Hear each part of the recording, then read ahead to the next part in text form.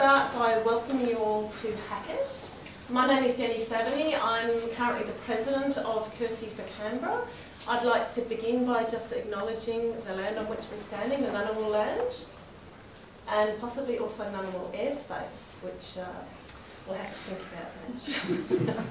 So Curfew4Canberra is a community group that actually began in this room on a very hot day in January, and we had this amazing meeting that within the space of 2 hours we had formed this umbrella group. And it brought together the communities from Gungahlin, from Watson, Hackett, Ainslie, Campbell, Pialago and Jerrabombra. And very quickly we set to work to put together some aims and objectives in response to the Canberra Airport's preliminary draft master plan. So we've gone on from there. This is our second public meeting. This one is particularly, there's obviously an election happening because here we have Frank Pangallo, who I'd like to introduce you to, who has recently announced his candidature as a candidate for this seat, which we're standing in, which is Molonglo.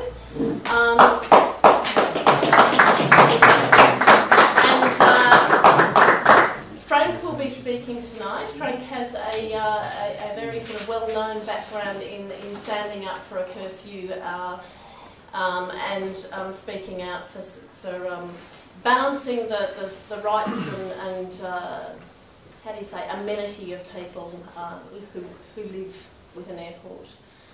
The other speaker we'll have tonight is Jeff Willems, who for some reason is standing up the back. Do you want to just wave, Jeff? Okay. And Jeff was the founding president of Curfew4Canberra and also has lived in Hackett for a long time and has an encyclopedic knowledge of airport history and things like that. So we'll be hearing from Jeff after Frank. So the format for tonight is Frank will speak for about 10 minutes. Jeff will then speak for about 10 minutes and then we'll be having questions from the floor. I am chairing the meeting and I run a pretty tight ship, so please all questions through me and I'll make sure that just get my attention and I'll try and ensure that everybody gets a turn. Some other housekeeping matters. This is Jonathan. Jonathan is part of the Curfew4Canberra committee. He's videoing tonight's public meetings. He seems to have been to every single public meeting in town over the last wee while. The videos end up on a website which I've written up here, which is canberravotes.com. So you can have a look at that and you probably can have a look at all the other meetings that are going on as well. Alright. As I said, there's an election in the wind and there's some other candidates who are around and I'll just introduce them. So Shane Rattenbury's here, who's recently announced his, I think it was on Wednesday, yesterday, announced that he's standing as a candidate for the Greens in this electorate. Mike Hettinger's just there, he's standing as a candidate for the ALP, and there's one other person whose name is Northern Vote. Vote? Vote. Yeah, great name. Vote. Very simple. Vote. And maybe you can just remind me of your party's proper name so I don't know. Oh, the Community Alliance Party. Community Alliance Party. So you're all very welcome and really welcome to make your, to participate in the meeting, ask your questions through me, answer questions, etc., etc. The other person I should introduce is Tom Snow, who's from the Canberra International Airport, who is here tonight. And me. Sorry, that's really rude. I'm really sorry. Deb Foskey, who has been an absolute champion in the Legislative Assembly. She has been the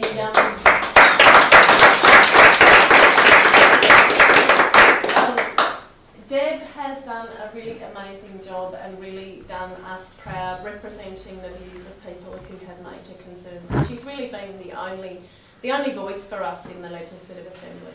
And I think that's one of the real pitfalls of majority government, that really on an issue as big as this that has evoked so much community concern, there's been very little voice, and thank God for Deb. Thank you. Thank you. And thank you, Deb. Toilets are out the back into the courtyard if anybody needs to go. It costs money to run a campaign, so if anyone's got any loose change or things, there's a little biscuit tin up the back. We'd love a little bit of money. I think you were collecting for me. Collecting. No, we're not. You don't take donations. No. You know that. No, we'll do some fundraising. But no, All right, and that's about it. So without further ado, I'd like to introduce Frank Pangella, and thank you very much for coming, and welcome to Hackett. Thank you very much.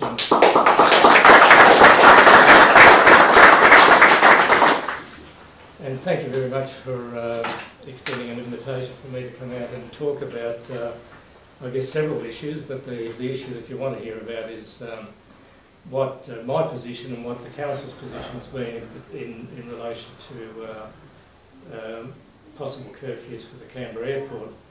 I want to dispel a few things. First of all, the Council's stand in relation to wanting to impose a curfew on the Canberra airport commenced at least 12 months before an application was made for the rezoning of the Tralee development.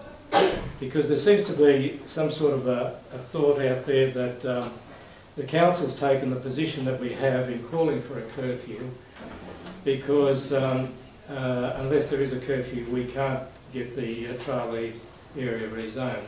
Well, that's a myth, because the fact is that well before an application was lodged for Tralee, we became aware through one of the very early master planning processes for the airport that night operations were being considered at those very early stages.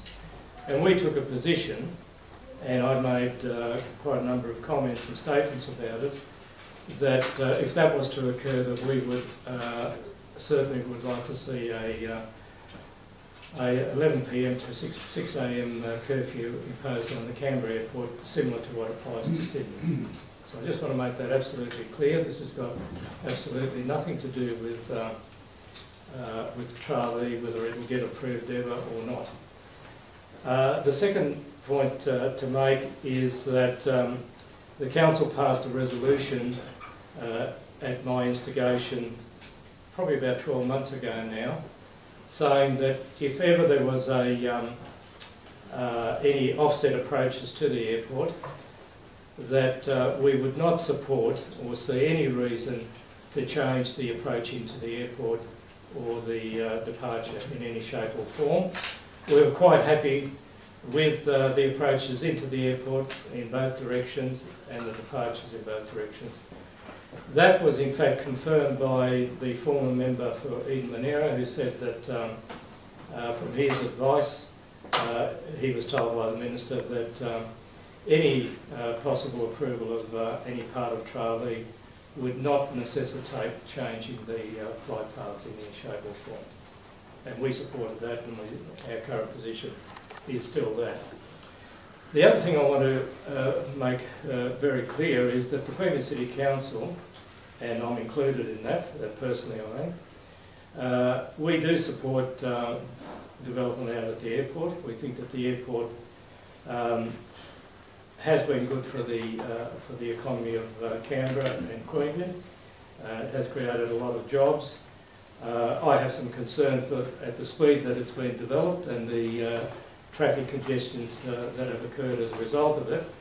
But having said that, I think it's more positive than it is negative. So we're not anti-development of the Canberra airport. We think that there's an opportunity for them to realise their dream, and at the same time Canberra will benefit from that development economically. So we don't have a problem with that.